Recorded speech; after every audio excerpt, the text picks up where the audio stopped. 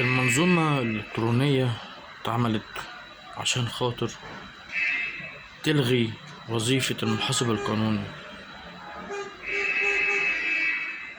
وهيبقى فيه روبرت والمحاكم مكان المحامين، يلغي المحاماة. طيب ماشي، انتوا يا ضرايب عايزين تشطفوا الممولين، والمحاكم عايزة تشطف المتهمين.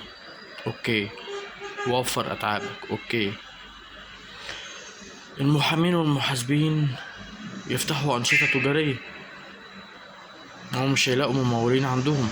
ممولين هتوفر الأتعاب وهتروح عشان خاطر تصرف بقى، تدفع مصاريف الحكومة بس. هيجوا بقى المأمير عشان ينزلوا يفتحوا ملفات ضريبية للأنشطة اللي فاتحينها المحاسبين والمحامين. هيروحوا المحاسبين والمحامين ماسكين مأمير الضرايب نافخينهم.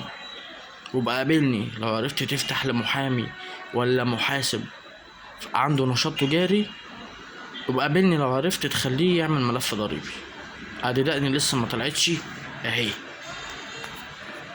ومصر الرقمية دي فاشلة، لان مصر اصلا فاشلة في كل شيء بكل المقاييس. بلد فاشلة، حكومة فاشلة، شعب فاشل، ومن رأيي انا جبان.